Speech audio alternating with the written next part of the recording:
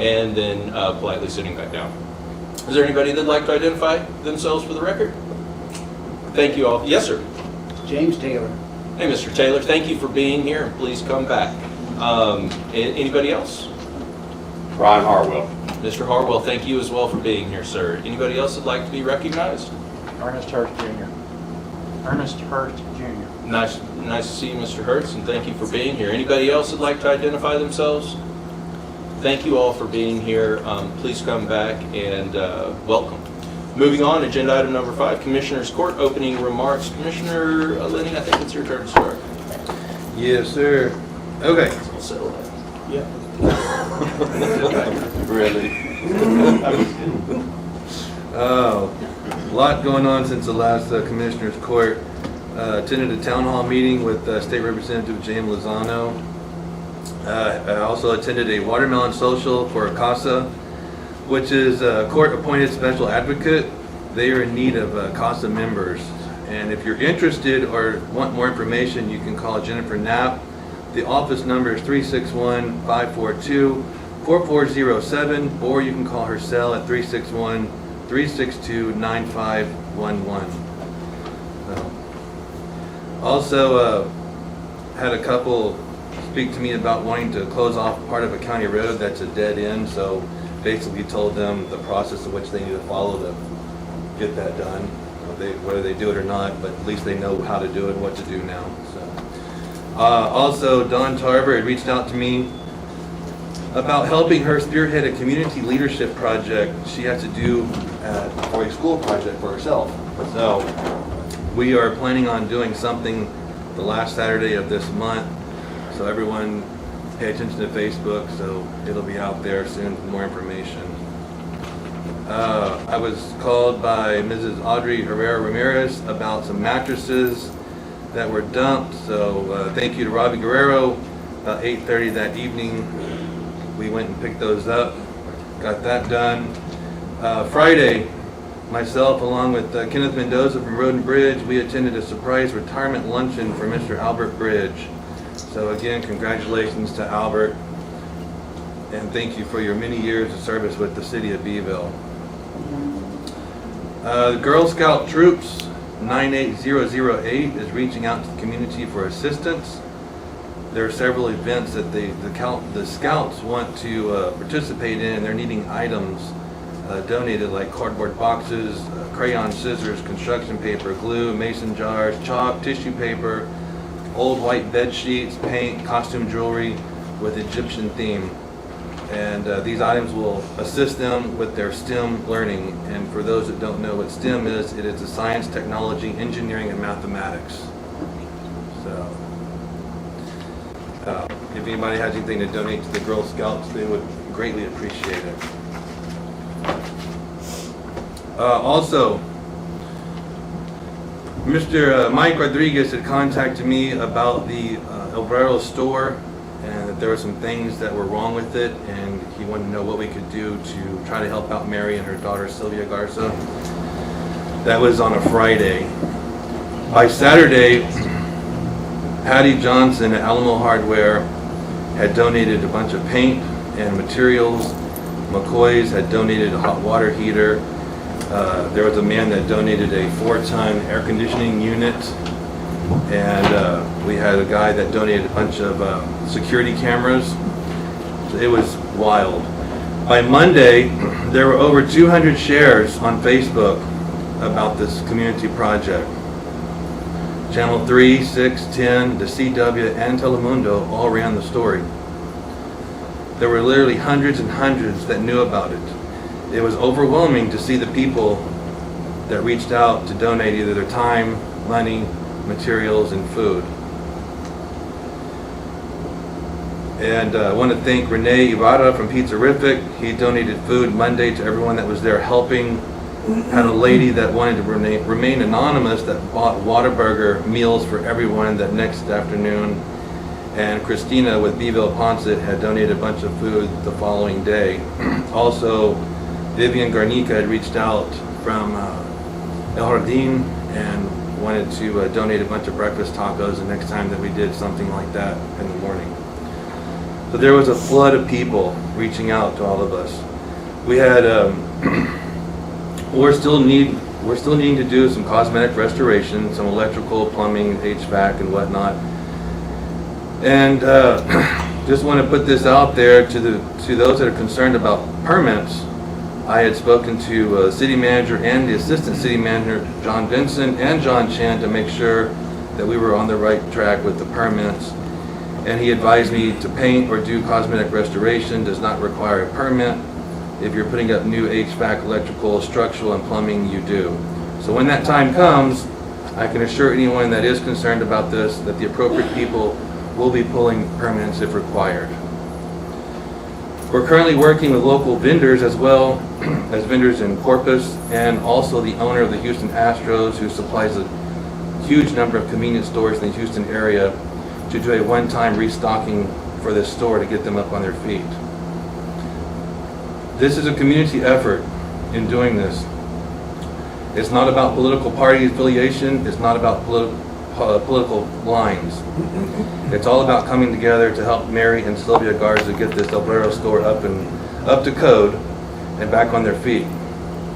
So with that being said, I know there's been some few people out there that's made some, let's just say, not positive remarks and whatnot. So you must ask yourself, have you reached out to help? And with that being said, I will say, don't be a part of the problem, be a part of the solution. Okay? Also, I talked to Vicente. I'm getting some calls on basically from Schmeckles to the four-way stop. That part is really, really bad if you're coming into Beeville.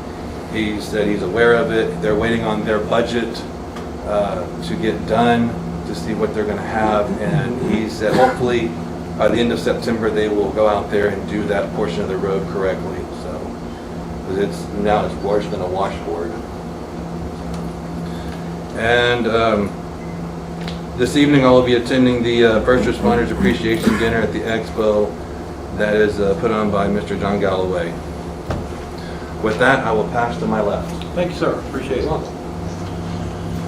County Road 129. Y'all, those of you that aren't familiar with North Central B County, that's where the Sugarloaf Refinery is.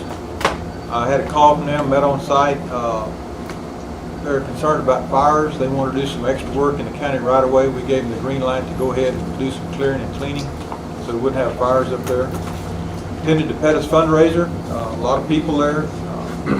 They always do a great job. The fish that they cook is outstanding.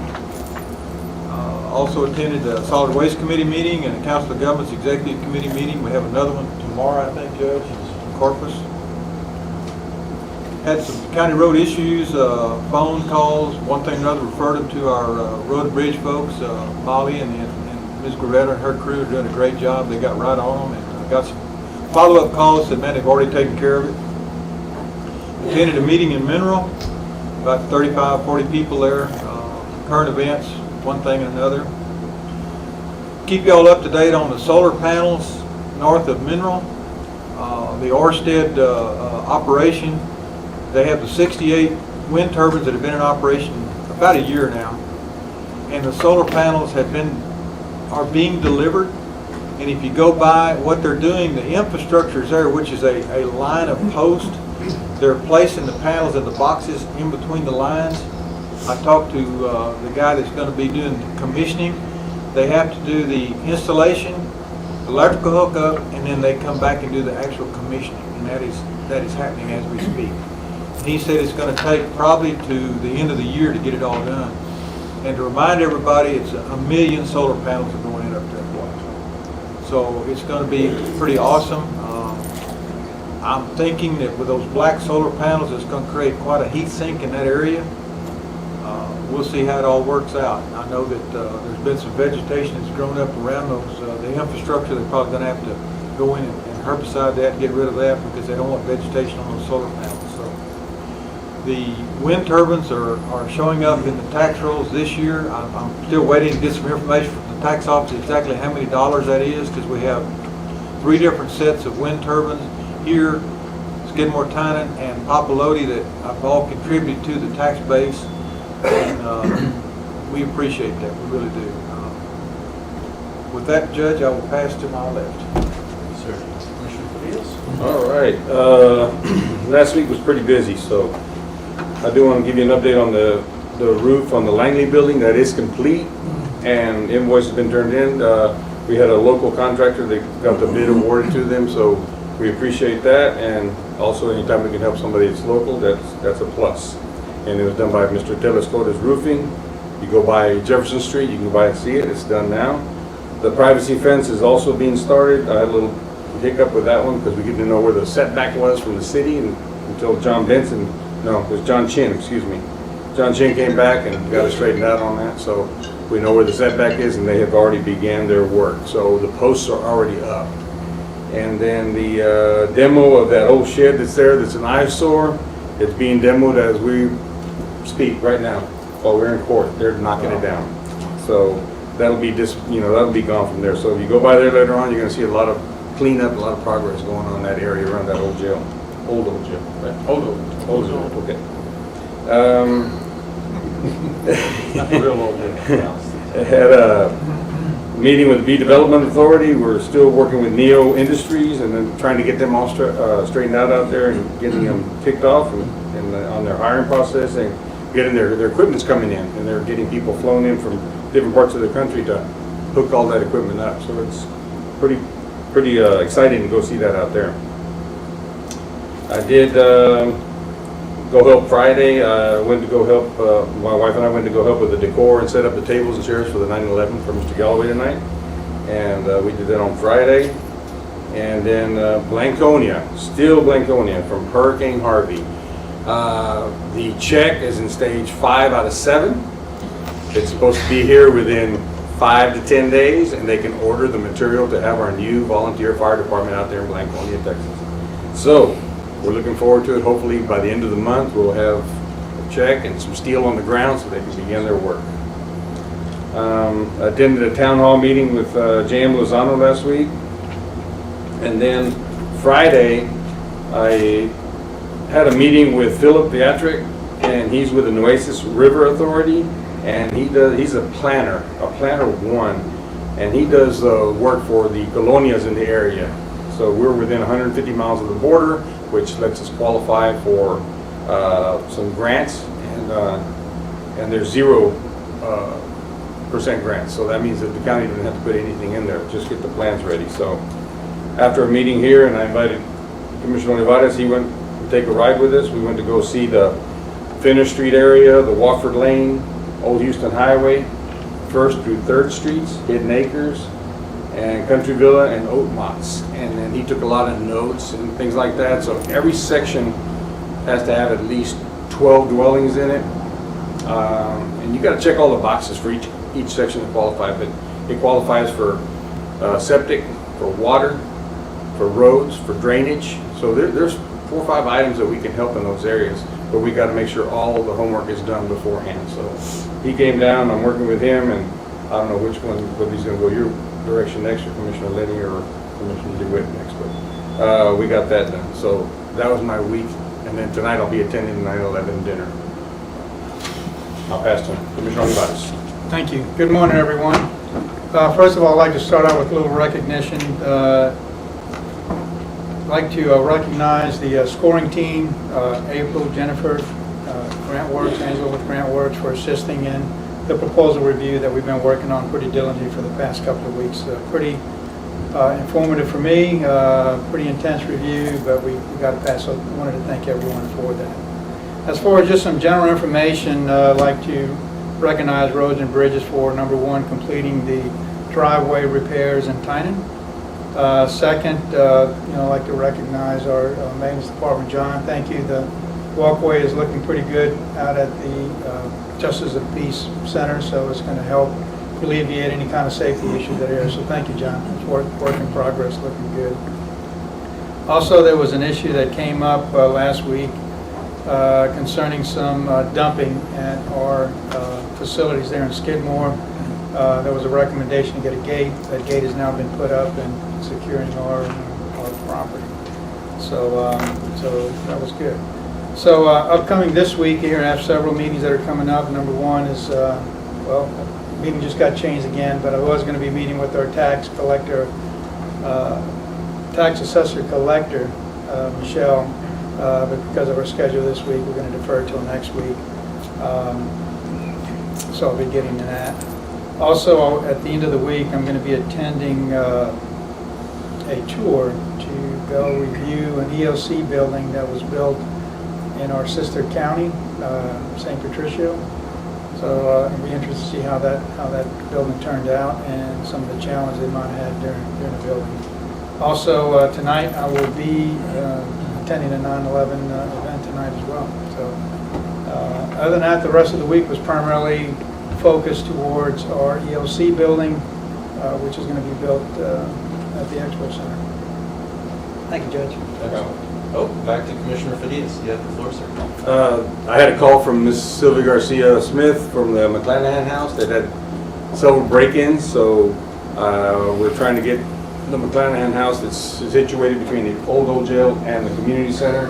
Trying to give them a hand out there. They had they had a real nice display from the 1930s of some guns and stuff that were stolen, and I want to, I pointed them in the right direction. They got to talk to the Texas Ranger, and when the first afternoon they had a suspect for that incident.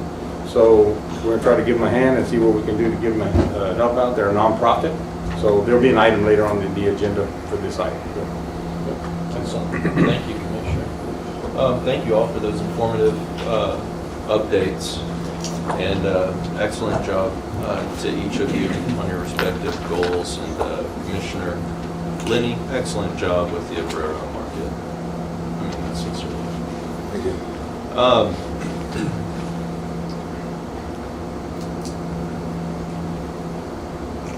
I'll withhold any opening remarks that I have so we can move on. We've got a full group today.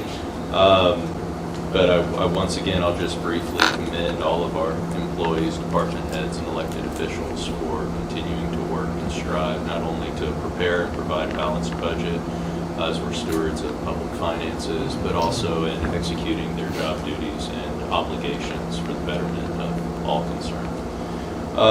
Agenda item number 6 is public comment. I'd ask that we keep public comment. Can we agree to 4 minutes each? Is that good? 4 minutes or less? I'll time y'all.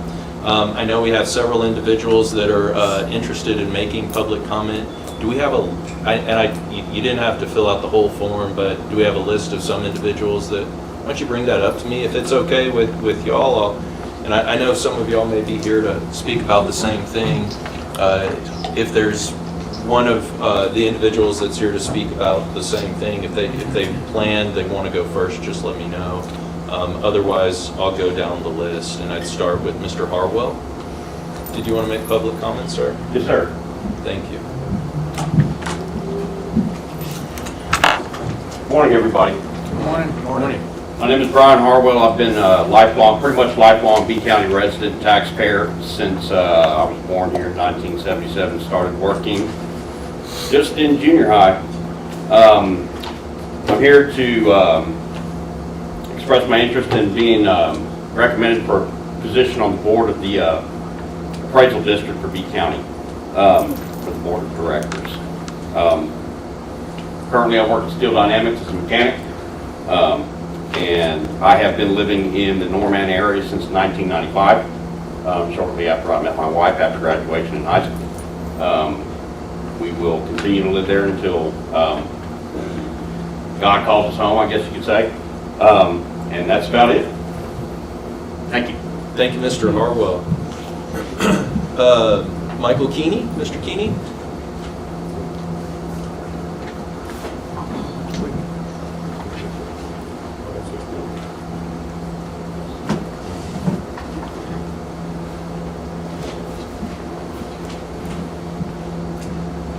I'm Michael Keeney. I've lived here since 2007. And before that, I worked for the federal government. I was in the Army, and after that, I was in Internal Revenue Service and U.S. Government Treasury, and then after that with Homeland Security. Dealt with taxes extensively. And it's much easier to justify taxes on a local basis than it is on a federal basis, because the federal government does strange things. Here you can see the results of it, and for the most part, people are pretty happy. There's a couple of complaints. And probably the biggest complaint, which I think everybody in the room has heard about, is the appraisal district. I had no intentions of ever doing this in a million years, but Joe finally talked me into it, and I thought, well, we need to do that. I've been working with him, and there are several anomalies. I was originally a physicist. I used statistical sampling extensively, and what the board is doing is not statistically valid for their samples. Plus, they're not always using sales prices. They're using the listing prices. And that creates a huge increase, because everybody kites it. Try to sell something for what you list it for, and it just kind of don't think you're going to get it. The other thing is that Texas right now is being invaded by people in a good way, like from California. They're moving away. The whole left coast is moving away, and they moved to Texas. And we've averaged around 5 million people per decade. And as a result, it's a net increase, and everything's going up as a result of it. And I understand that. But you have to go back and change your procedures in such a way and get your systems to work out in such a way that it's not arbitrary and capricious. And right now, what they're doing is arbitrary and capricious. I've looked at lots of tax systems all over the country, all over the world, for foreign governments too. And I've had diplomatic passports doing it, like the Russians and stuff like that. And if you want to look at a mess, go to Russia. Okay, even today, I'm sure it's a mess. But they did listen. We did get a lot of things done. And what Putin did with it after that, I have no idea. Who knows? It's probably back to the old abortion that it was before. But the bottom line is that this needs a lot of work. Now, and the solution is not to fire the people. It's not to change management. The solution is to train people. It's to have clear procedures. And stop all this willy-nilly, arbitrary, and capricious things where prices go radically up. There's a thing called Fed-State Exchange, and I was in charge of that as well as a secure front-end server for several years up in Washington back in the 90s. And yes, states do, and they can get better information. And the reason why that's significant is that that will help you in this process. Now, Texas never went to the meetings, okay, so they never got anything, I'm sure, but because they don't have a state tax. But what you can get out of that, you can get the sales prices, because Feds get it. If you file electronically, the entire tax return is there, and it's stored at the master file in Martinsburg, West Virginia, and we can actually get that for the state of Texas, and it can be distributed out to the counties. That will go a long ways in solving the problem. Now, how timely it might be a little bit late, but you can do corrections then. And so everything can get fixed as time goes on, because you'll have real information versus listing prices. That's a huge thing. And that's going to go a long ways. And one thing you don't want to do, you can undertax and you can overtax. Oliver Wendell Holmes made his very famous statement a long time ago, and he said, taxes are the price of civilization. You must have taxes. Okay, I'm just so taught about that. But nobody likes taxes. But you have to have a fair process, and periodically you have to look at the process. And there were several times when I was working for IRS that I was a troubleshooter, and I actually made major recommendations for elimination of whole programs. And ultimately it happened because they're extraordinarily unpopular. And just to give you one example, there's a thing called the DOTSI program. And that was something way back in the 60s, when Johnson wanted lots of money and everything. So they did something that focused on people over 65. And they made mistakes and had issued enormous penalties. And as a result of that, it became extremely unpopular. That was one of the reasons why Jimmy Carter lost, because he wanted to perpetuate it and he wouldn't do it. But by the 1980s, Ronald Reagan eliminated it, but it was based upon recommendations of various people, and I was one of the first people to do that. You can't have something that's inherently unfair. It's very important to have integrity and transparency. So that's basically it. This is nothing that I ever wanted to do. This is not my goal in life, but I would very much be interested in working and helping to get this process done. I've done it before. Okay. But now with property taxes, that'll be a new thing. So I got a few things to learn. But thank you very much. Thank you, Mr. King. Thank you. Yeah. Mr. Taylor? James Taylor?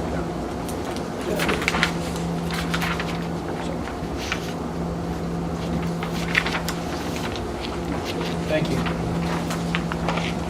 Hello, I'm James Taylor. For those of you that don't know me, I have a little short bio here that I'll hand out up to all of you. And I moved here in 2005 with my wife. We were performers, And in 2010, we opened up the dance studio. We've been here doing that ever since. And I'm here just to introduce myself and let you know I'm throwing my hat in the ring to be on the appraisal board for the district. And that's about it. Thank you. Thank you, Mr. Taylor. Thank you. Mr. Hurst?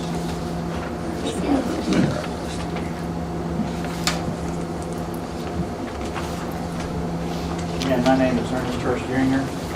I was born in Corpus Christi. At the age of 3, my family moved to Beeville, where I was raised on a farm until about the 3rd grade. We sold our farm and moved to town. My dad had always been a home builder, both for Farmers Home Administration and also custom homes.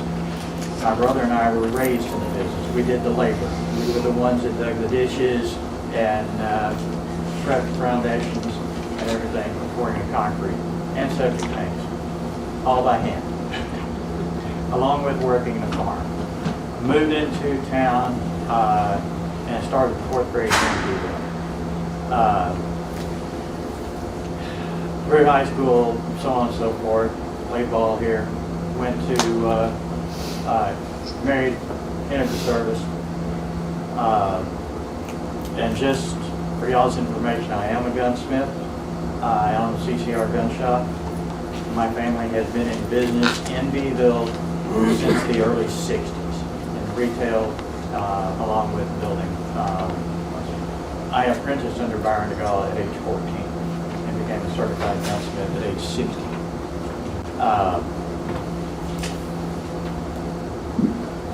I live on the bypass. After I got out of service, I negotiated the contract with Chase Field Naval Air Station for the DD discount builder supply to supply naval base with materials and required accessories. I was a Farmers Home Administration builder. I know construction. I know the requirements for construction, and I continue to stay updated with that because I have numerous friends all over this state that are still in construction, and the different requirements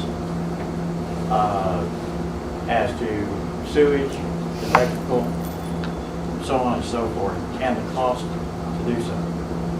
I get updates with a single phone call. I was also a licensed real estate agent with Century 21, both in Corpus Christi and in San Antonio during the time in which we were building the 35 corridor between San Antonio and Austin.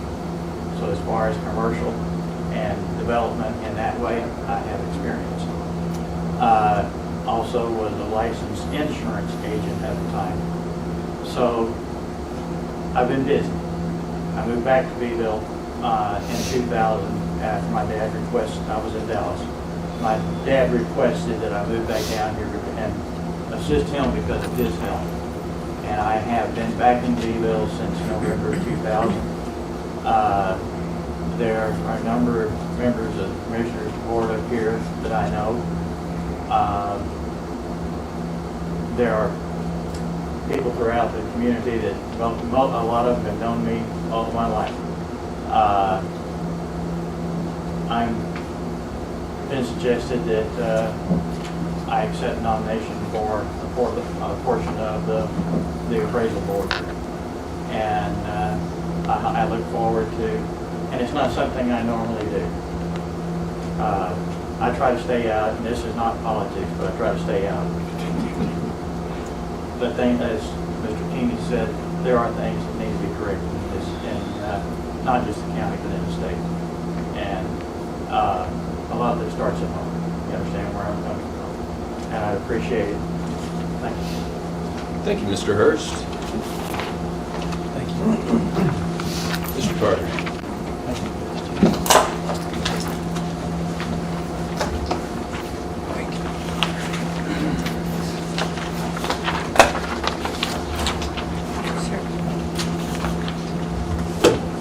morning, my name is Joe Carter. I've been here a long time. I have had to protest my taxes a number of times, and I have experience and background, and I've used statistics for a long time, and I look for truth. So I realized that we needed to do something here, and I began to investigate the at-large about last July. And they asked me, the board asked me, well, how are we doing? And I told them, well, I don't have any data. I'll get the data, I'll put it together, I'll analyze it, I'll bring it back. And after that, I did so, and I noted deficiencies for the board, and I noted deficiencies for the appraisal firm. And after that, they got to looking at me and saying, how many more seconds is there left in 5 minutes? Okay? And didn't want to acknowledge, didn't want to talk about it.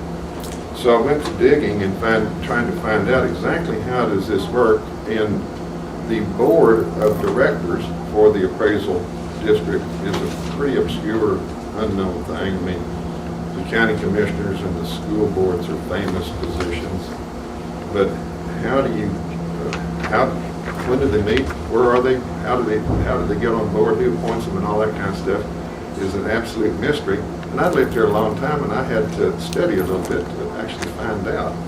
And it's fairly simple and fairly fair.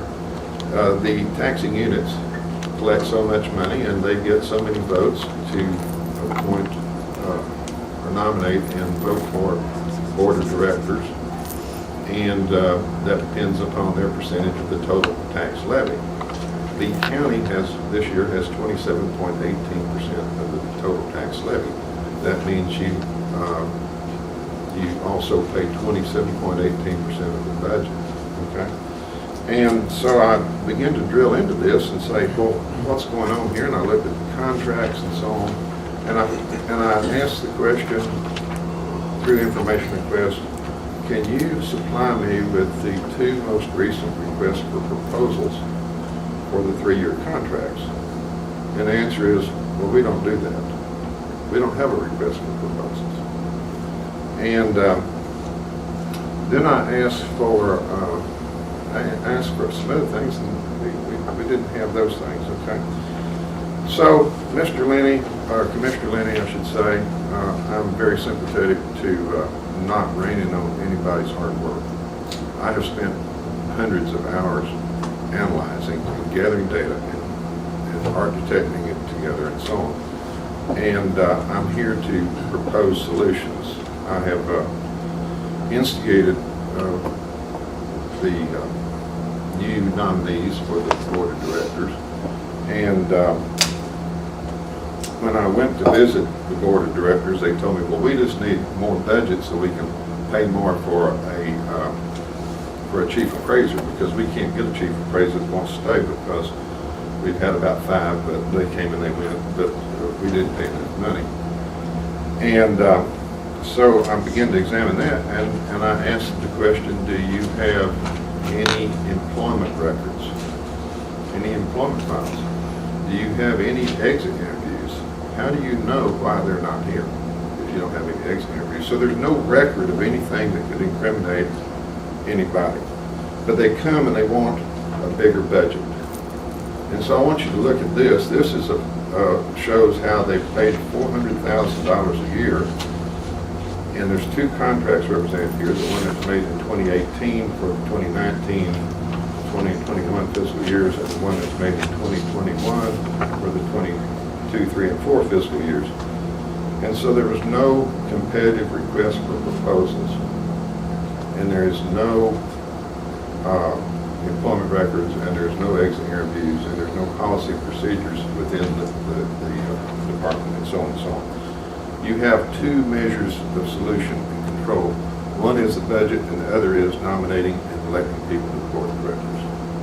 And so this is the first visible part of a whole lot of work. I would, if you're building a building over here, you've got to ask somebody, tell me, when did you build this building before, and did you finish ahead of schedule? Well, you need to ask these folks, or whoever's on the board, how many times have you had to protest your taxes? do you know something about this? And so I recommend that we get it up on the next meeting's agenda to fulfill the nomination. I'll bring Ms. Slade back. I think we'll have 5. Okay? Thank you. Thank you, Mr. Carter. You're welcome. Mr. Seitz? Thank you, Judge. How are you, Randy Seitz? Commissioners, how are you? Good morning. As an economist and economic developer, particularly the main economic development salesperson for the county, I want to thank these gentlemen for agreeing to step forward to possibly fill these positions and address some of the concerns at the appraisal district. And I'll tell you why. From an economic development standpoint, there are 2 things that concern me. The first is when appraised values are high, that artificially increases sales prices. And when we're trying to recruit companies to come to the area, there aren't many companies that contact us that say, I specifically only want to be in B County. They contact us and say, we want to be in the 9th largest economy in the world, which means, or it's to say, they want to be in Texas. And one of the most cost-effective ways to be in the 9th largest economy is to come into a rural community with a strategic location. That's B County. B County is centrally located around so many different large markets, and to come into a rural community into the 9th largest economy in the world, that says a lot, and that positions us to be really in the catbird seat to attract more business. However, when that company's looking at San Antonio, and they're looking at Victoria, and they're looking at Corpus, and they're looking at B County, and the property for a commercial building is relatively the same price as it is in Corpus or Victoria or San Antonio, all things being equal, I want to be in the 9th largest economy. If I can be in an area that has a larger workforce and more suppliers, and it's the same cost, I'll go to San Antonio or I'll go to Corpus rather than go into a smaller rural community. There needs to be an advantage for those companies to want to choose B County. So when you have appraised values that are capricious in nature, in other words, there's no real rhyme or reason in how they're coming up with the value, that puts us at a disadvantage for attracting companies. And I'll give you one example. So there's a building downtown that 2 years ago was appraised, and I'm going to use rough numbers. It was appraised, the assessed value was roughly about $127,000. The new tax bill came out and it went up to $460-some thousand. Tremendous increase. The company took time out of their day to do the appeal, and they sat down and they provided their financial information, revenues and expenses, and successfully proved that based on the cash basis, that the building's only worth $127,000, to which the appraisal district agreed to. They said, okay, we'll gladly move it down to $127,000. Fast forward 10 months later, the new tax bill came out, and instead of being appraised for $127,000, somehow magically the building's asset grew by 200%. So the company had to take time out of their busy schedule to go to yet another appeal, show them the same information, to which the appraisal district said, oh yes, we agree, it's not 200% increase, it's no increase at all. So this has got to change. Simply from the fact that we're trying to attract new businesses, we're trying to grow our community, and we're trying to create jobs. So I would hope that the Commissioners Court would take this extremely seriously and looking at these opportunities to maybe refill these seats with some folks that are willing to make a change. And I'll agree with one of the statements. This isn't B County's fault alone. This is the state's fault, and this is kind of governed under the State Controller's Office. There needs to be legislative change ultimately on how appraisals are done. So I would hope that at some point in time we can all come together as a community and work with our local legislators to ensure that they have enough information to do what they need to do in Austin. But thank you for your time, Commissioner. Thank you, Mr. Seitz. Is there anybody else that'd like to make a public comment this morning? Yes, ma'am. Please come on down.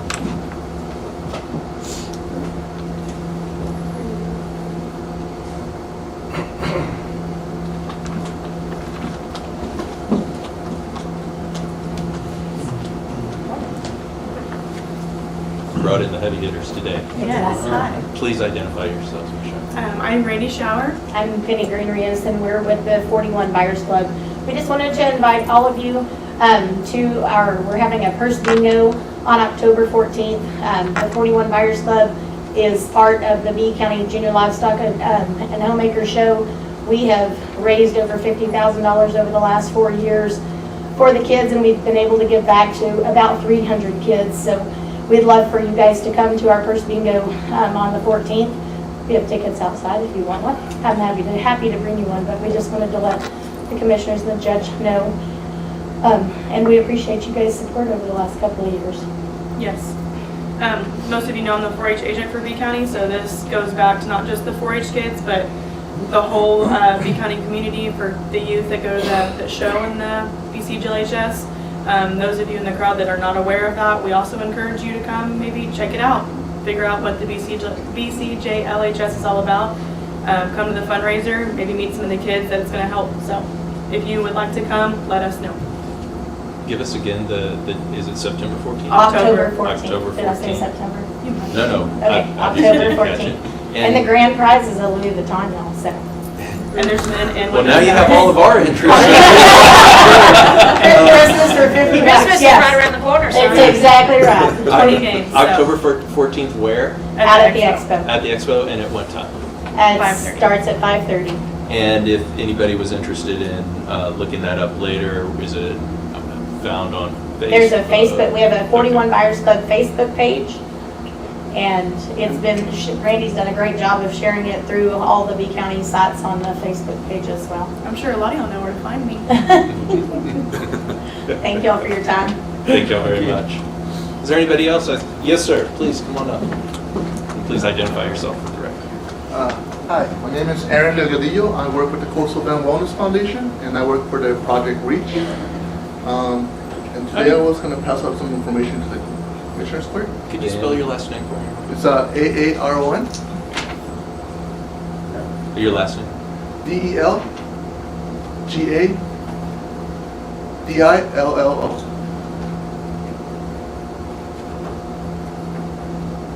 Please proceed. I apologize. Thank you, sir. No worries, sir. Good morning, Commissioners. Good morning, sir. Pretty much, I work with the project that's trying to deal with the opioid epidemic here in the Coastal Bend.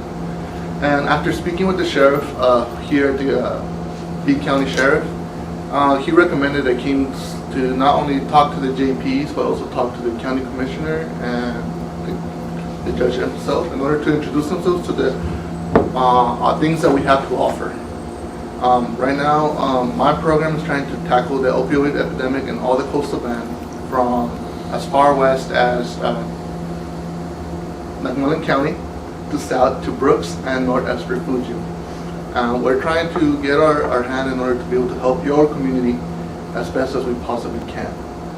We are a free program as of right now, and we're trying to be able to establish better links with the community and with government entities like yourselves. So right now, again, I'm trying to just introduce to what we do and how we can help you guys. I know sometimes when it comes to help and assistance, a lot of governments think, oh, that's something that's going to come out of our budget. No, we won't come out of your budget. We're here to help you out to do this for free with grant money that we've been securing for the past 3 years. And again, we've been established for the past 2 years, but it's been very, very difficult for us to be able to help you guys out when nobody knows that we exist. So one of the things I've been trying to go around is pass this information of what we do, and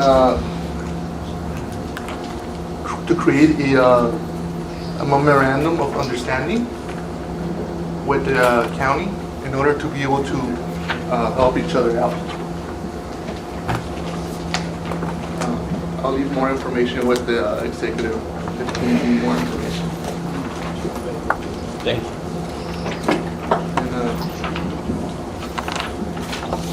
But again, we are there. We exist for you guys. We exist for all of the community, and we want to work with you guys in order to be able to help out your people who are struggling with this situation.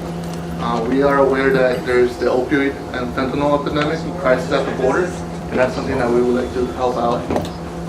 Because we know that the less people that are getting help, the more people are suffering through opioids, and if we could intervene in any way, not only will in the long term help you financially with less people going to jail and more people taking care of themselves. That's it. That's all I have for you guys. Thank you so much, Mr. Delgadillo.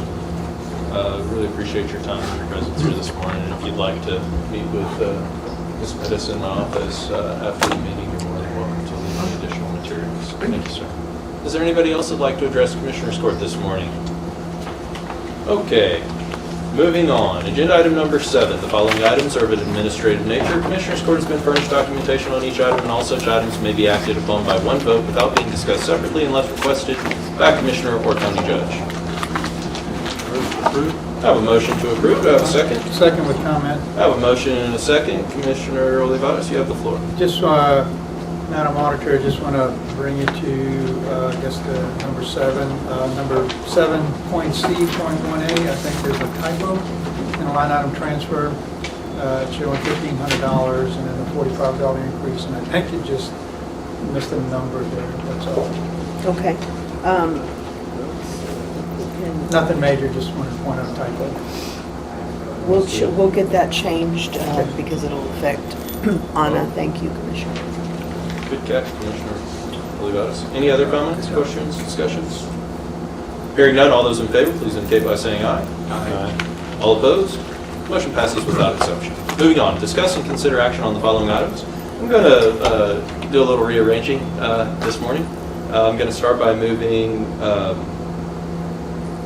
agenda item number 16 to the next agenda item. So I'm going to call agenda item number 16, and then we'll continue on with agenda item number 8. So agenda item number 16, approve request to waive arena fee for the B County 4-H 2023 Be Jolly Prospect Show in December.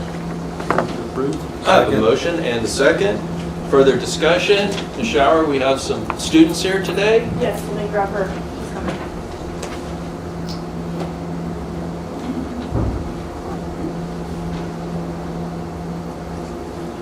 We're so glad y'all are here to join us this morning, but we know that you were really desirous and eager to get back to school and get back to your classes. You don't want to miss out on all the learning that's going on there, but I'd love to give you the opportunity to address Commissioners Court at this time. If y'all have anything you'd like to say, no pressure. And you got to identify yourself for the record too, okay?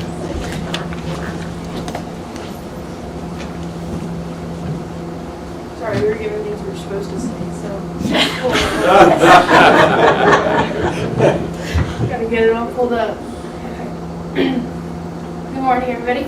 My name is Devin Rios, and I'm currently representing B County 4-H as the District 11 4-H parliamentarian. And today I am here as the Be Jolly Prospect Show chairman. My name is Keegan Bledsoe. I am the treasurer of SMAX 4-H and a member of the B County 4-H committee for the Be Jolly Showdown. So 4 years ago, Addie Brown and I decided to start something a little bit different for B County. And that was when we started the Be Jolly Showdown, and it's a Prospect Cattle Show. Along with our council members, this show has become truly successful by hosting several hundred cattle showmen and out at the Expo Arena. This being my senior year, we are looking forward to having a bigger show than we've had before, and hopefully it being the best one yet. So today we're here to ask y'all if y'all would bless the B County 4-H Council by waiving the arena usage fee, and we appreciate your consideration and appreciate all of you for your constant support of B County 4-H. Thank you. Anything further? Thank you. Sir.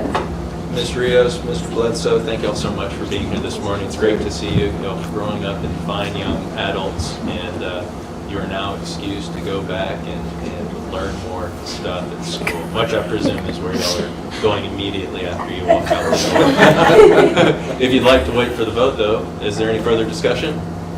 Hearing none, all those in favor, please indicate by saying aye. Aye. All opposed, motion passes without exception. Thank y'all. Be good and take care. Thank you. Okay, going back to agenda item number 8, approve appointment to the Workforce Solutions Board of Directors to fill vacancy tabled during the August 28th, 2023 special called meeting. I'm smiling. I'm always happy when our youth show up. I'm also smiling because I have more egg on my face I'm not prepared to proceed on this agenda item. Commissioners, I would also, and I didn't say this last time, but I would also open the effort to find a worthy individual in our community to represent the county on this very important regional board to each of y'all. And I'd ask that a motion to table this for one more meeting be made so that we can come prepared and ready to proceed. I've got a motion and a second. Thank you, gentlemen. Any further discussion? Hearing none, all those in favor, please indicate by saying aye. Aye. All opposed, motion passes without exception. Agenda item number 9, approve statewide automated victim notification service, SAVNS, maintenance grant contract between P County and the Office of the Attorney General. Move to approve. Second. I have a motion and a second. Any further discussion? I see the amount is $18,030.39. Yes, and that the budget has been adjusted to be, it was a little less last year. It was a little less last year, so it's It was a going little up. less, but it's a revenue and an expenditure, so it washes. It's a washout. Any further discussion? Hearing none, all those in favor, please indicate by saying aye. Aye. All opposed? Motion passes without exception. Thank you. Agenda item number 10, approve request to extend Community Affairs Wi-Fi services to include the McClanahan House for the installation of security cameras due to recent break-ins. Commissioner Farias, this is your agenda item. You have the floor, sir. Judge, Commissioners, this was brought to me last week and we're working on it. The McClanahan House is a 501c nonprofit. They have no revenue, they have no income, but if you see the backup, they were broken into 3 times. They stole all that display of guns and what have you there. We got Ranger Cuellar on it and he's doing an excellent job. Got a suspect already, so we're working on that. I'm asking the court maybe if we could run it point-to-point Wi-Fi from the Community Affairs building over to the McClanahan House. It's only about 25 feet. I asked Craig Oliver. Craig Oliver said it was doable. He's not here. He's at a doctor's appointment. I was going to say, I thought he was... No, he texted me. He had a 10 o'clock appointment. He had to be there. He's available for questions on the phone if we need to. I said, would it jeopardize the county in any way by doing Wi-Fi? No, he said he could separate it and nobody could get on the Wi-Fi and cause havoc to the county in any way. So the cost of that was between $500 and $700. And then I have Ms. Shirley back here. Would you like to come up? And she's a board member for the McClanahan House. And they would provide their own cameras and their own computer and security for it. And maybe we can eliminate some of these break-ins that are happening over there because they do provide a great service for the community. I'm Shirley Wyatt, President of the B County Historical Society. And as Commissioner Farias has stated, we have a problem. Never thought we'd have this problem, never had it in the past, but we've been broken into and substantial things stolen. Donated items. The guns were on loan, basically, or we were supposed to be safeguarding them, and it just didn't work out that way. So we have purchased security cameras for outside and have had them installed. There was no lighting on the property really at night, and so we did have those installed, but the Wi-Fi and things for inside, we just don't have the money to do it. We exist on donations, maybe get a grant or two every couple of years to do some outside repair work, but we didn't have anything for safeguarding. And that's what we had approached the commissioners and the judge about, is some way to help us as far as if people do get into the house, how we could at least identify them with cameras. And of course, anybody that works with this kind of stuff, you know the price.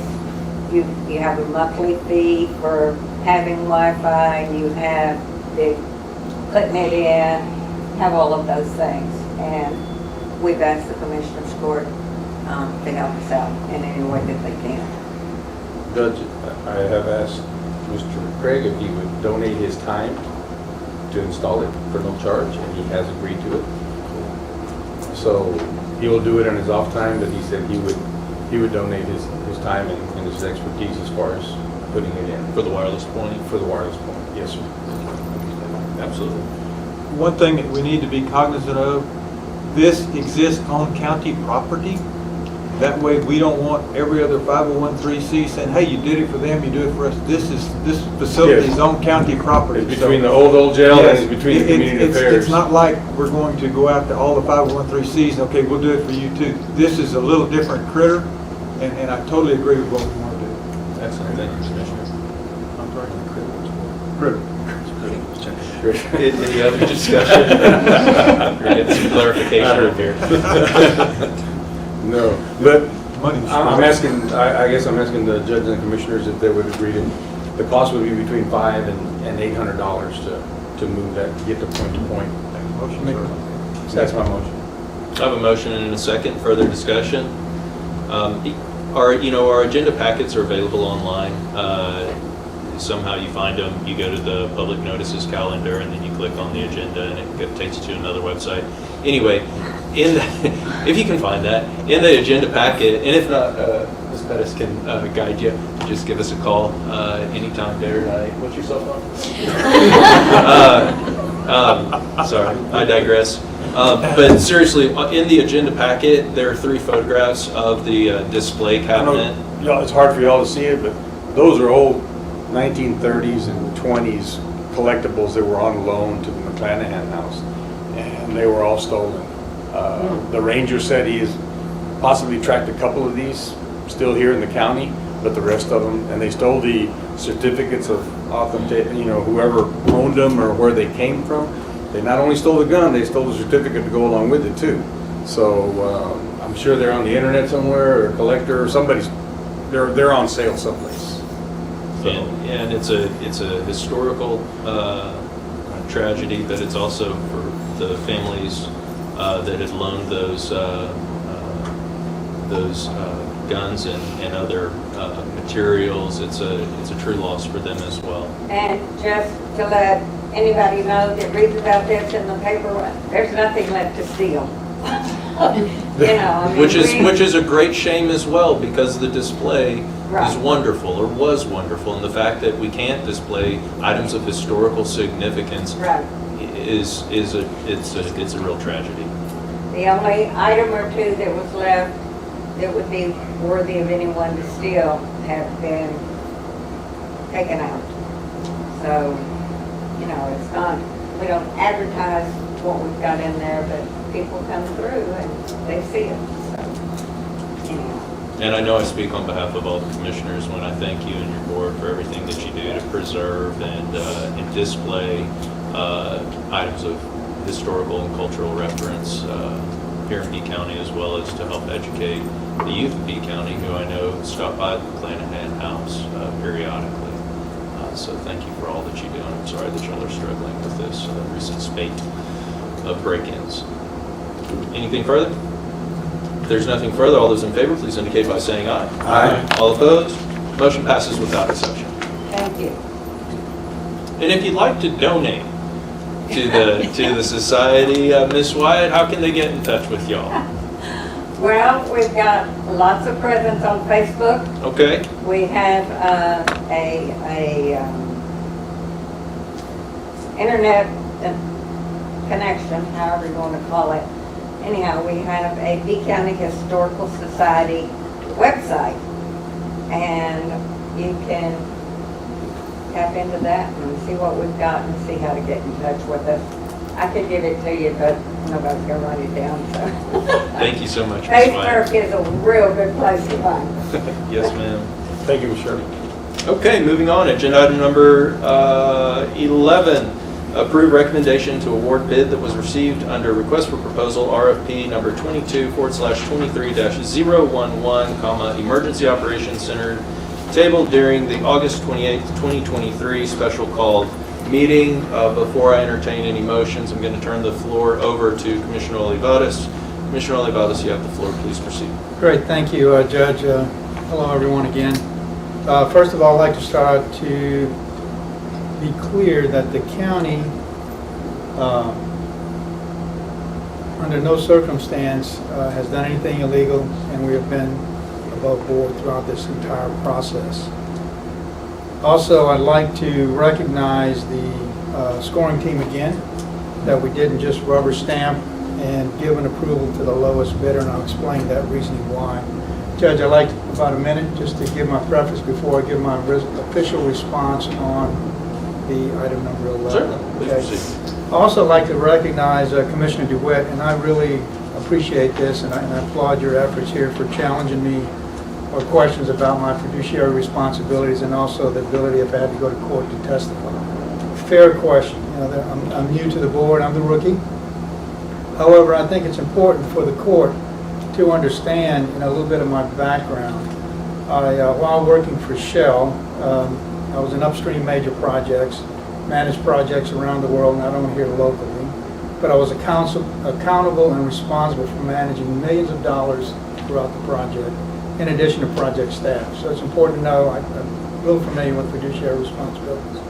On one project, just the point of interest, I was given the authority to manage $1 million per day to get a project back on schedule again. So that's a pretty big fiduciary responsibility, especially when you're looking at spending that many dollars for a project to get started up.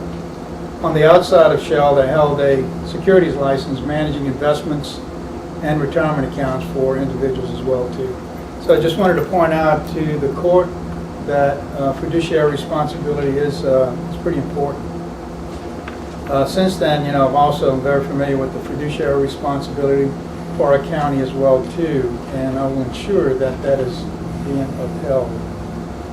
Also, one of the things that was pointed out, Commissioner, that you brought up, and again, I really appreciate this because it's really important, that based on a decision that our scoring team made, that if we had to go to court, that I would be the person to represent the county in court.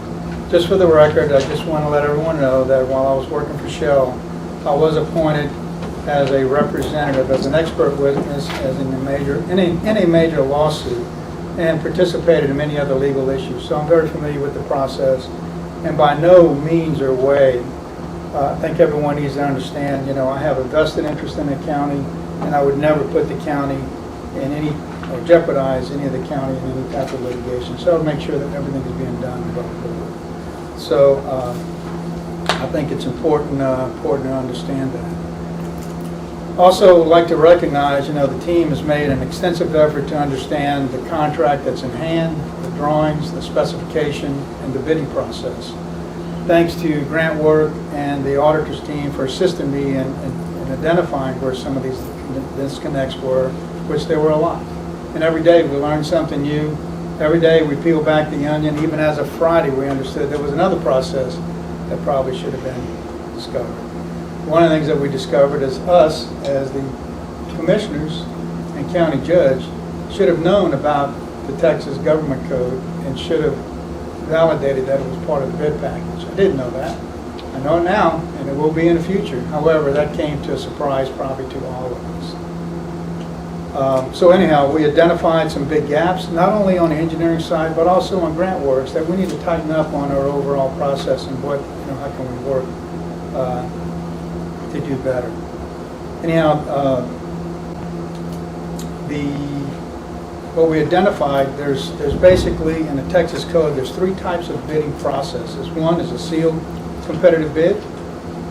Second is a sealed proposal method, which requires just a little bit more question and answering, a little bit more detailed scoring sheet in that process. And there's also a construction management and agent method. So we learned all of this information here on this past Friday. So a very interesting point to note.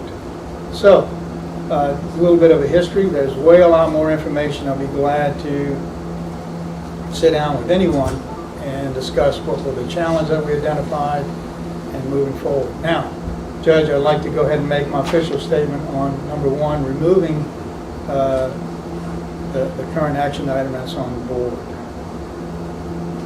So I'd like to thank all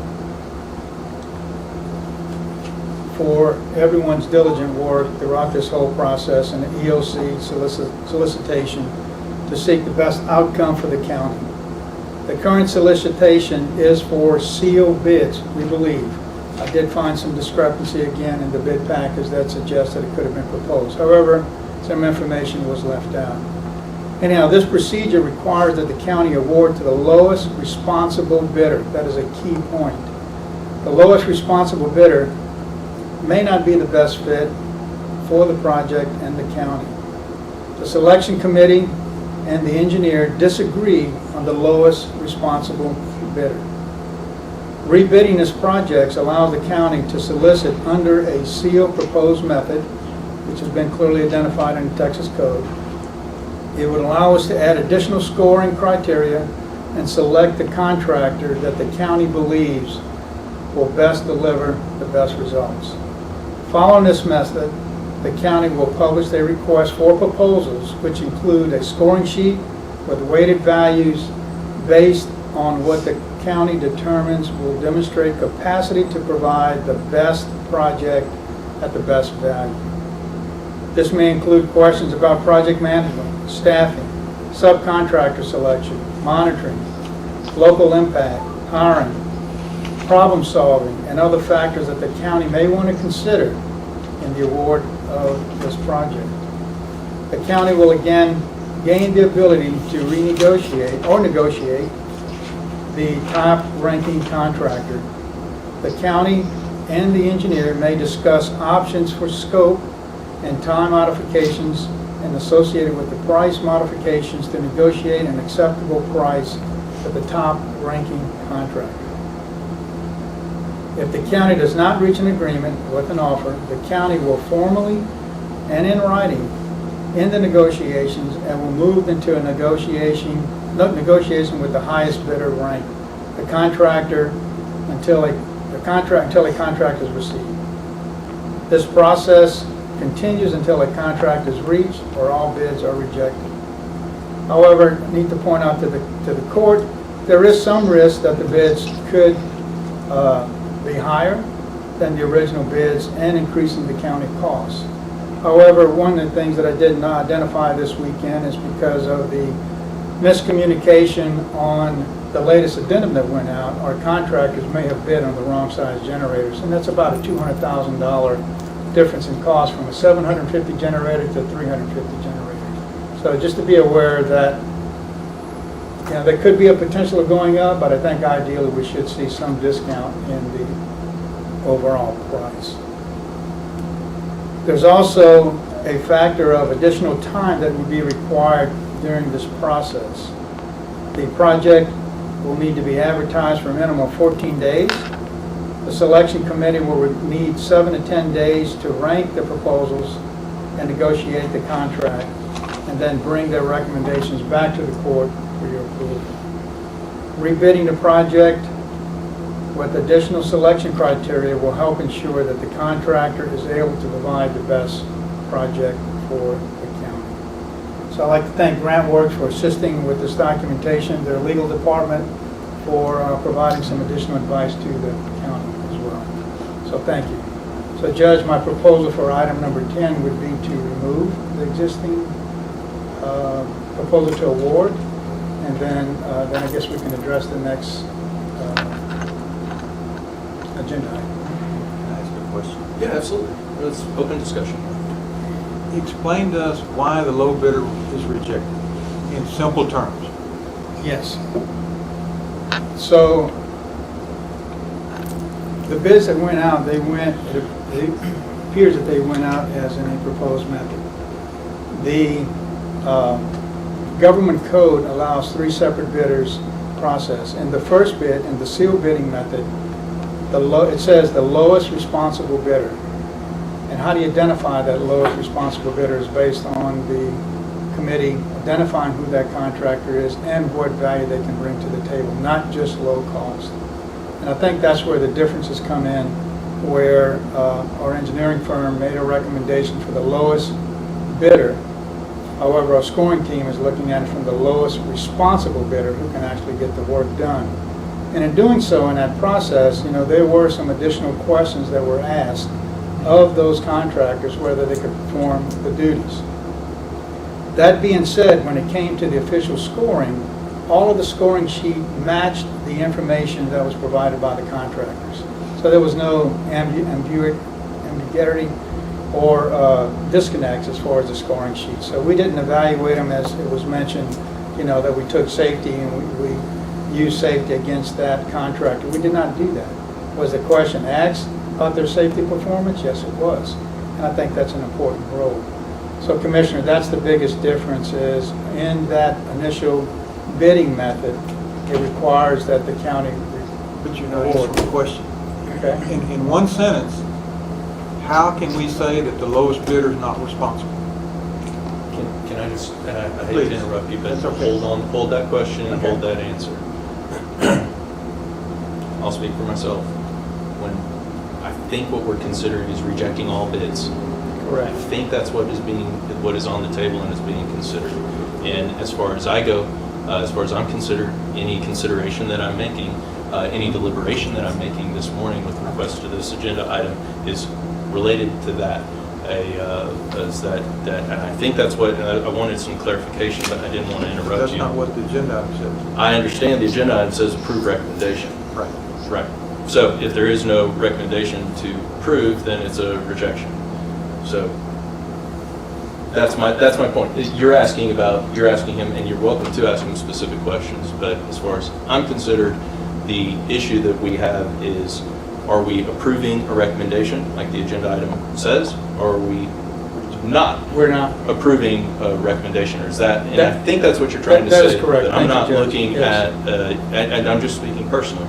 I'm not looking at this individual. Are we rejecting one bid, or are we making any determination as to the responsibility of any of the bidders that we received bids from? Now, your question. Let me change my question. Okay, yeah, please proceed. Why are we rejecting all the bids? Well, we're not yet. I mean, I mean, in my mind, that's what we're going. considering. That's Yeah, what that's yes. what we're considering.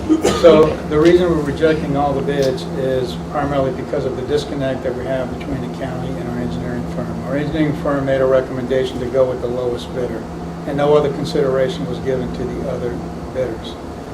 When our engineer discovered that we had a scoring committee, he was taken back a little bit because he's 43 years of experience. He's never had to deal with the scoring committee.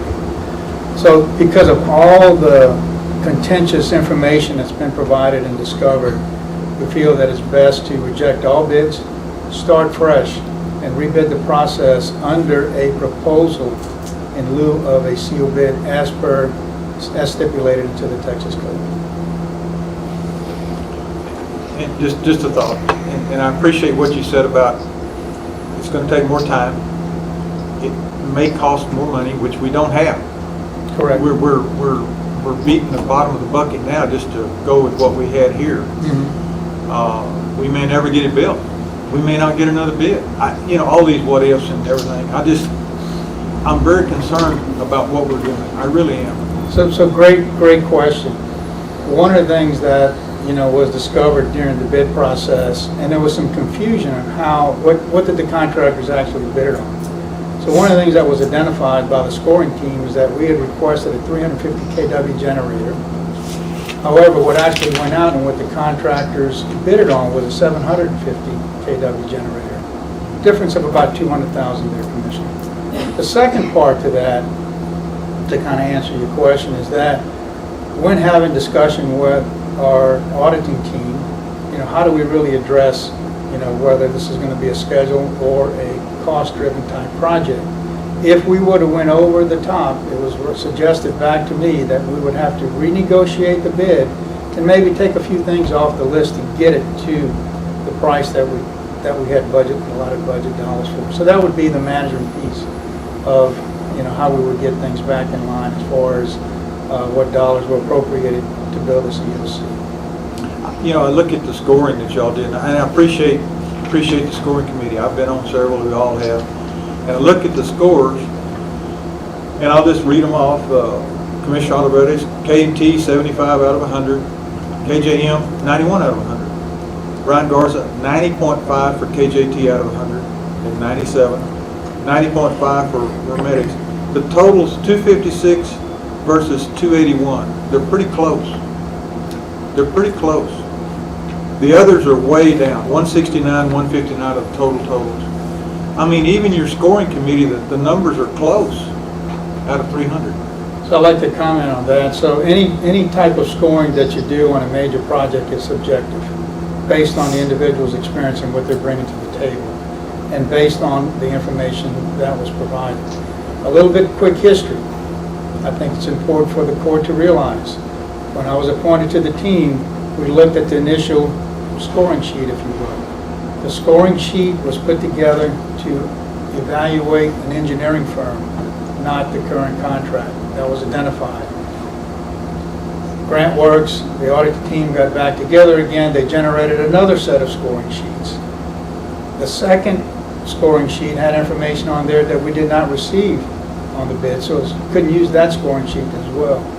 So then we went for a third set of qualifying questions that included information that we received from the vendors.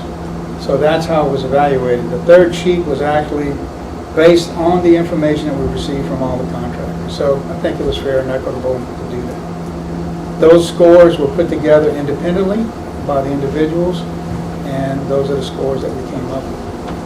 And that's what I'm saying, they're awful close. Whenever you look at the two companies, and there has to be some other factor in there that created this situation where we want to reject all the bids. So the bigger factor was our scoring committee identified the best responsible bidder based on these additional questions.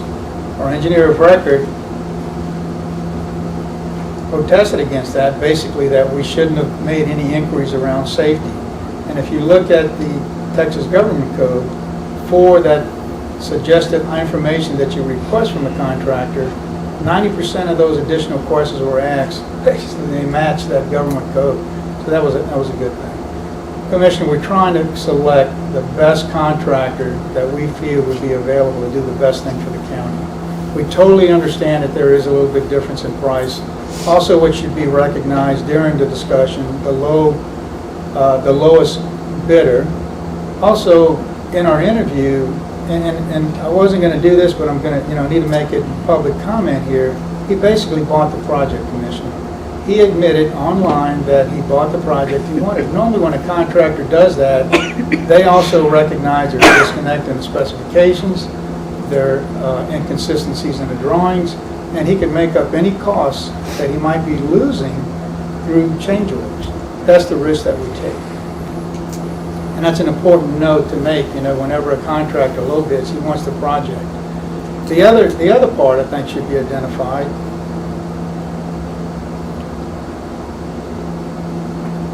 During our meeting with the engineer, I made the inquiry of safety. How safe are these contractors? Our engineering firm went to only one contractor, which was the lowest bid, to get that information. He did not go across the board to get the information from all four contractors. And in the bid process, that should have been done. It was recognized by Grant Works, it was recognized by our auditing team. So we did not use that safety criteria at all to evaluate that. It was thrown out.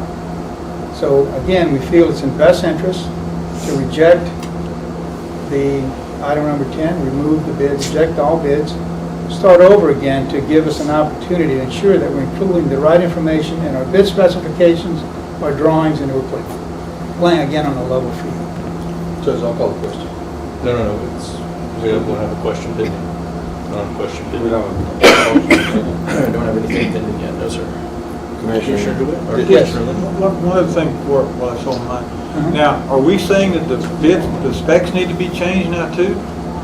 They need to reflect that we're actually going out as a bid proposal and not a bid seal bid. Well, I see all your tabs. Are Yeah, there things on the pages that need to be changed? There could be some. So as an example, when yes, there's a lot I'm probably not bringing up in order because of effort time. If you go to the bid package, nowhere in this package does it say this is a sealed bid. It says it's a proposal. So that's important to know when a contractor is bidding, if they understood the Texas government code, that what they were up against, and most of the contractors are pretty savvy to identify that. So in this bid specification, in the tabulation of this contract, it specifies that this is a proposal, not a sealed bid. So there's some confusion. So are engineers on board with changing the specifications in the? We haven't had that discussion yet, and hopefully he is. I mean, we're the ultimate, I feel, correct me if I'm wrong, that we're the ultimate customer, and some changes should be coming forward. You know, it should be noted that we rely heavily on our contractors to provide guidance back to the county in the appropriate area to ensure that we're doing all the right things. And same thing with Grant Works, who's been identified as our project engineer, as our interface with the engineering company should be identified. One other point of interest as well, Commissioner, I think it should be noted. During the process of putting the bid package together, Grant Works submitted some additional information on ARP information that needed to go into the bid.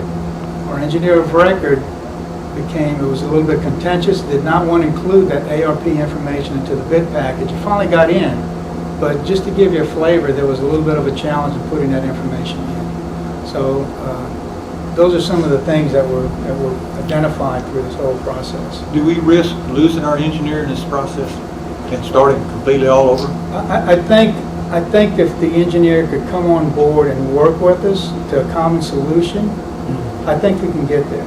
I really do believe that. But there has to be, I guess, some point of accountanship, like understanding, you know, what do we need to have in place to have a successful project. Number one, as per the Texas code stipulates, you know, there's 3 bidding methods that needs to be utilized and adhere to that process. So in the first process that was done, it clearly stipulates you need to award to the lowest responsible bidder.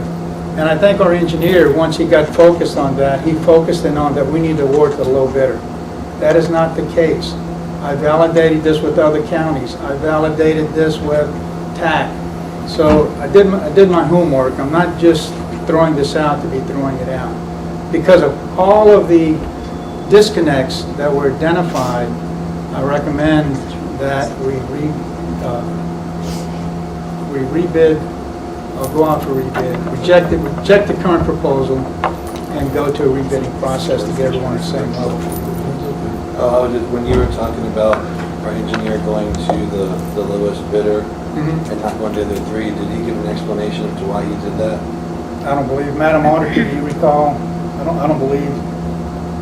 We didn't ask, Commissioner. You know, I think it's also important to note that I was understanding this whole process as it became available. I then made inquiries, well, how do we do it on previous projects? How do we do it on selecting the engineering contract? And the answers were a little bit shocking, but, you know, it is what it is. I've got a quick question for you. Yes, sir. Commissioner Olivares. And maybe I'm missing something. $200,000 on a contract that is about $2 million is 10% of the contract, right? Is that right? Give or take, yes. Okay. And if this bid was awarded, I think at the last meeting when this agenda item was tabled, there was discussion that, well, we could award the bid and then we can renegotiate with the successful bidder to reduce that amount. Is that correct? That is correct. Is there any obligation that the contractor adjusts their pricing once we've awarded the contract to them? So there's statute that states in any award, the contractor cannot raise his price more than 20%, 25%, 25 or 20? 25%. And then he cannot reduce his price by 18%. Is there any obligation that he reduce it at all? But hopefully the contract would recognize, you know, that, you know, we are in need of a 350 kW generator and not a 750 generator. So that alone, I think if you're working with a reputable contractor, they would understand that and give us that. But, and I did bring this up, Judge. Good point. But from a contractual matter, if we award a contract where there's a difference in value of $200,000 between the piece that we need and the piece that we submitted a bid proposal to the public for. Is there an obligation that the contractor that we award the contract to, that they adjust their price downward to accommodate for that change in sizing of the generator? As far as, great question, you're right, and I need to correct that. No, there isn't. We just have to rely on the contractor that we're going to get the best discount. So in the bids that we received, there was contractors that bid according to one size generator and other contractors bid to a different size generator? Commissioner, I haven't validated with all the contractors. I did, validate it with one, and the bid that they received was a 750. The bid proposals The for bid proposal was 750, and we need a 350.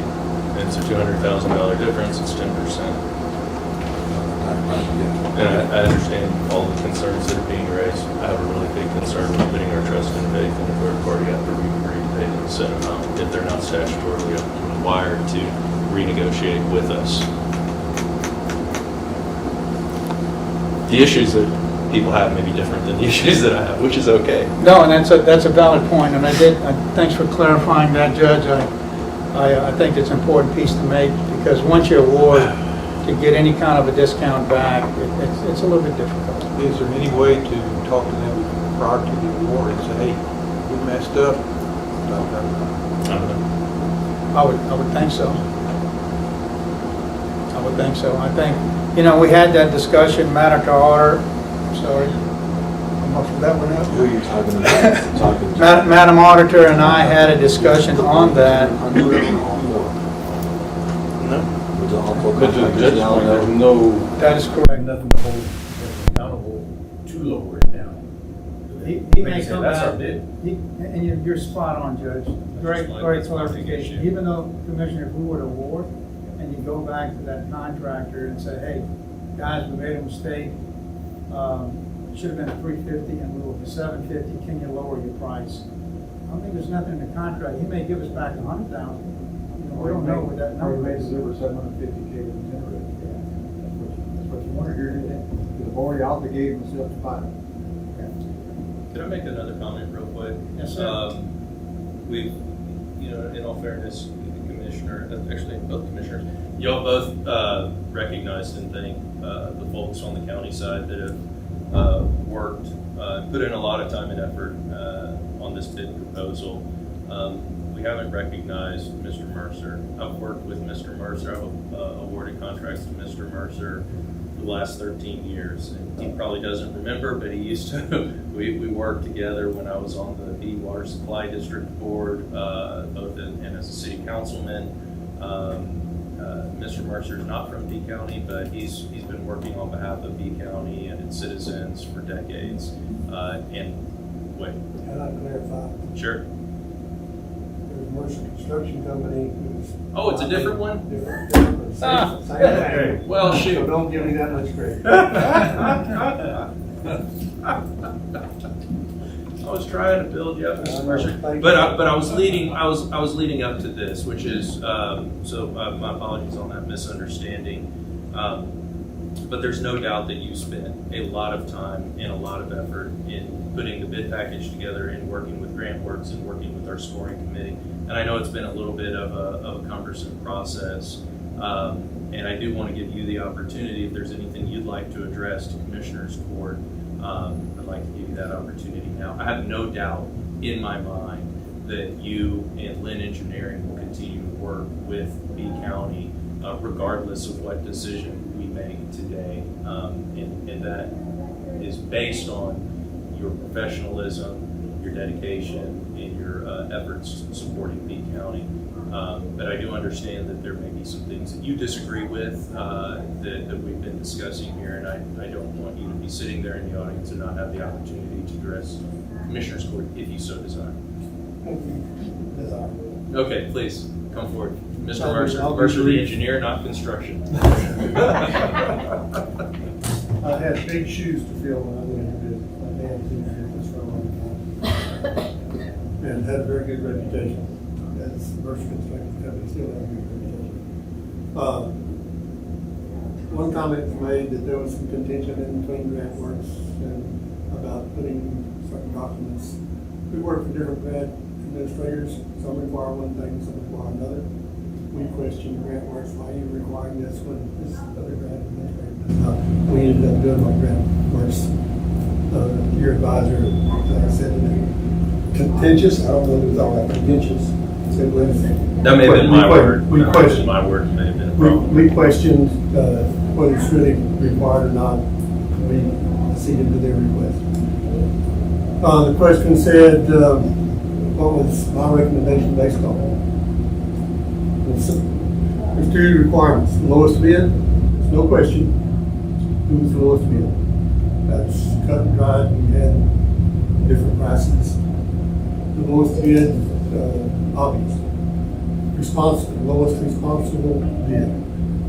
We had no reason to disqualify the low bid. Without a reason to disqualify the low bid as being irresponsible, we didn't go check bidder 2, 3, and 4 who was considerably higher.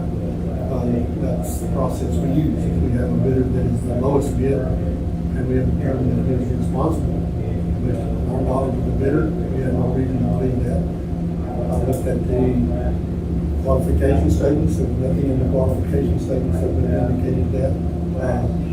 I was, again, surprised at the scoring process and what all went on, because that's not the usual way we do. I have talked to other engineers and architects, and their processes are changing. I talked to one architect who does a lot of public works buildings, and he said we've gone almost totally to the single proposal because it gives the entity more flexibility in who they award contracts to. And he's gone to that almost exclusively. So there was only sealed bids. And these different processes have been added over the years. Now we've got sealed bids, we've got sealed proposals, we've got contractor, construction manager risk, we've got design build, and these things have been added over the years. I've been in business for 43 years. And before that was working in construction, it was always sealed bid. And that's all it was. And that's what I continue to use, because that's what I'm familiar with. So, yes, Judge, I will work with the county. I'm a professional engineer, and I hold myself to a very high standard of professionalism and ethics, and you're my client. I'm going to contract whatever decision you make. I'll work with the court and your staff to make this project work. Thank you, Mr. President. Further discussion? Everybody's kind of firm with where we are. Yeah. I'd entertain a motion. Judge, I'd like to make a motion that we reject the bids or the award on item number 11. So that would be my motion, is to reject. Reject all bids. Okay. Yeah, reject all bids. I have a motion. I have a second. Further discussion?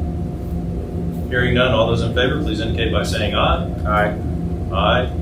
All opposed? No. No. Okay, motion passes with a vote of 3-2. Voting for Commissioner Olivares, Commissioner Farias, Judge Morrill. Voting against Commissioner DeWitt, Commissioner Lane. Did you get that, Veronica? I know I just spoke real fast. Yes, sir. Getting all official here.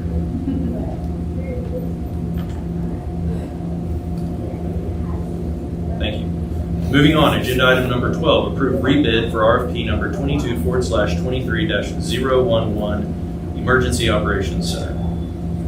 Commissioner Olivares, you have the floor. Yes, Judge, thank you very much for this motion. Basically, there was a lot of conversation earlier, so I'd like to make a proposal here, or the consideration here, to rebid the EOC building. So my motion is to do a complete rebid.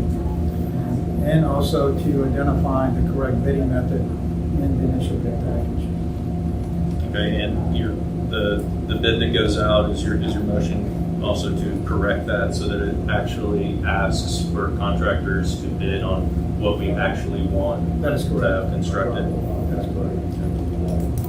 Have a motion, do I have a second? Second. Have a motion and a second, any further discussion? My only concern is what are we gonna do, whoever does, if the same floor rebid, say, and they come in a lot higher, what are we gonna do at that point? I have to cross that bridge when we get to it, that's the risk. Right. Yeah, absolutely, that is the risk.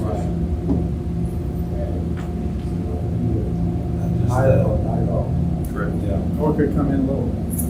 So that is a risk. Because my personal opinion was, is if you could prove the lowest bid being irresponsible, then we should have went ahead and went with the contractor that we had chosen to go with last meeting and been done with it. Now we run the risk of having it a lot higher than what we can afford. Right. And then also, as the judge pointed out, Commissioner, we also run the risk of not getting that full discount from a 700 to a 350 generator. There's that gap there as well. So you got to weigh out the pros and cons, and I think this path might be good. That $200,000 maybe was like nothing. I totally agree. In the big scheme of things, 200,000 is not. But this agenda item is whether or not we actually want to send it back out for rebid. Further discussion? Yes, I have a lot of, let's use the word trepidation on what we're doing. I understand why we're doing it, and I understand what the court feels. I hope that my intuition is incorrect, that we may never get a EOC building, but be that as it may, sir. Thank you, Commissioner. Any other comments? It's a difficult issue, I know. It's rare that our county commissioners have a split vote, but it does happen. It means the process works.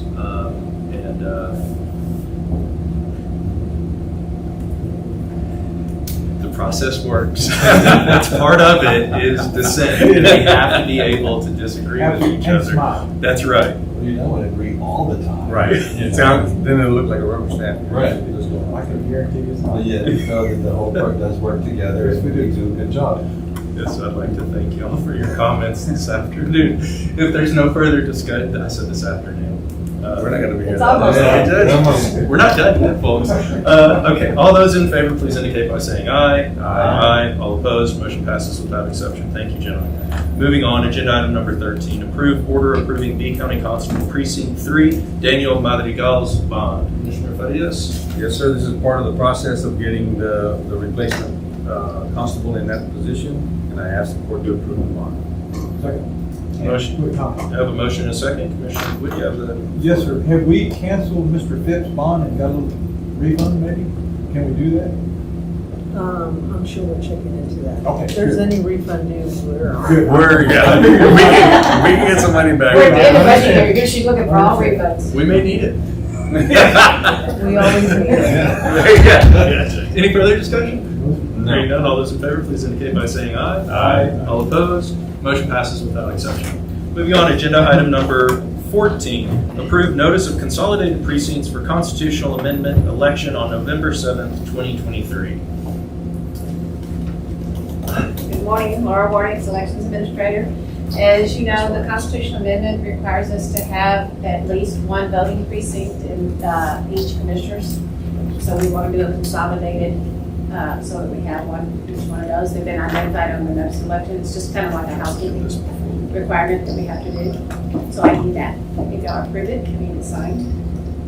I'd entertain a So I can publish it. So moved. Second. I have a motion and a second. Any further discussion? Hearing none, all those in favor, please indicate by saying aye. Aye. All opposed? Motion passes without exception. Thank you, gentlemen. We've got all sorts of documents coming around.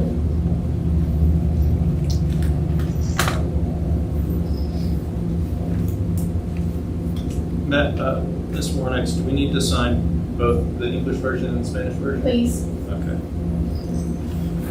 Escribe tu nombre aquí. Sign in Spanish. In Spanish. Dale sign. It is a public notice. Dale sign. While y'all are signing, just anybody that needs to know, the Secretary of State has has updated all of their forms, so if you need any forms, make sure you check with my office so you can get the latest ones. If they've redone everything.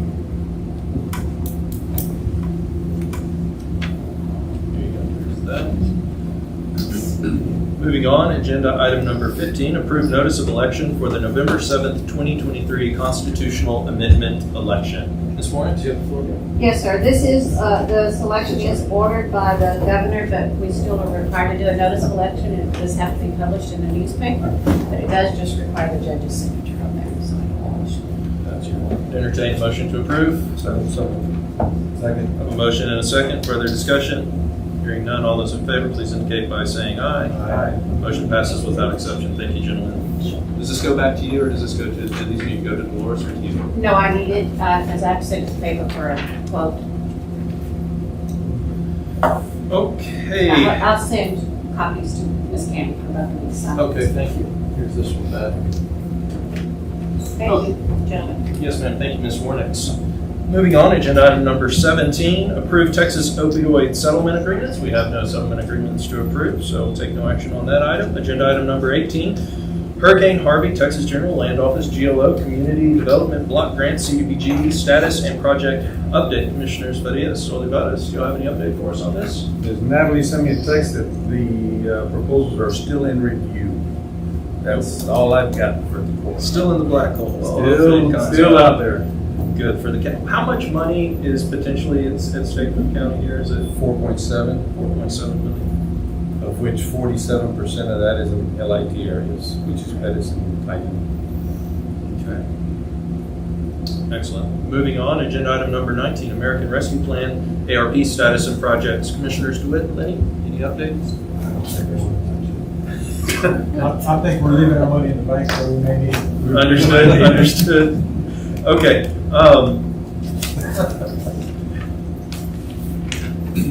Moving on, or we'll just move on. We do have an executive session item today.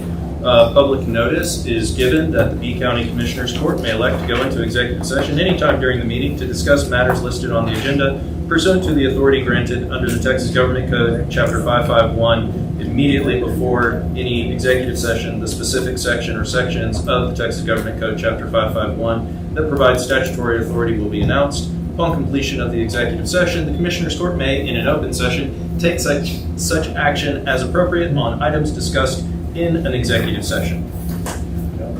Agenda item number 20, executive session pursuant to Texas Government Code Section 551.074, Personnel, Road and Bridge Administrator.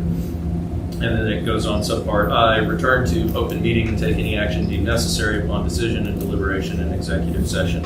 The time is 10:45 a.m. We're going to go into closed executive session. It's going to take a few minutes for us to get set up. I do not think we have the recorder out yet. And then for the commissioners, we are going to also take, and this is for the record, there'll be another additional 5 minutes or so before we actually open up our closed executive session because we're going to take a 5-minute break. Thank you all so much for your presence this morning.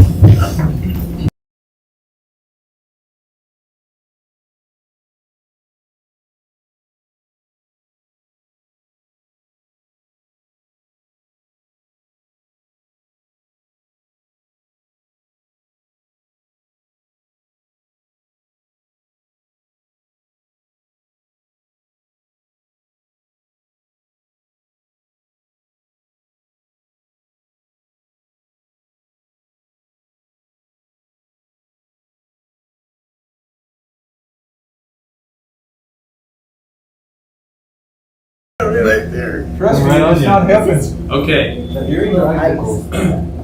Okay, the time is 11:35. We are coming out of closed executive session. The agenda item that we considered a closed executive session was executive session pursuant to Texas Government Code Section 551.074, Personnel, Road and Bridge Administrator, Subpart 1, return to open meeting and take any action deemed necessary upon decision and deliberation in executive session. Are there any motions that any commissioner would like to make at this time? Judge, I'll make a motion that we promote Mr. Jesse R. Dundo to Road Bridge Administrator effective Monday the 18th of September. And at the same time, go ahead and move Molly back into her previous position. Second. I've got a motion and multiple seconds. Any further discussion? Thank you, gentlemen. And Molly, thank you so much for your service as interim director. I really appreciate it. We all really greatly appreciate it. You're very welcome. And you will have an additional week to assist in the transition as you assist if Mr. Arredondo accepts this promotion. Thank you, Mr. Any further discussion? Hearing none, all those in favor, please indicate by saying aye. Aye. All opposed, motion passes without exception. Moving on to agenda item number 21, adjournment. Do I have a motion to adjourn? I'll make a motion to adjourn. I have a motion and a second. Any further discussion? Gentlemen, thank you for a lively Commissioners Court meeting today. I can't promise the next one will be boring, but I'm pretty certain it won't be as fun as it was today. But thank you all. All those in favor, please indicate by saying aye. Aye. We are adjourned. Molly, thank you. Good job.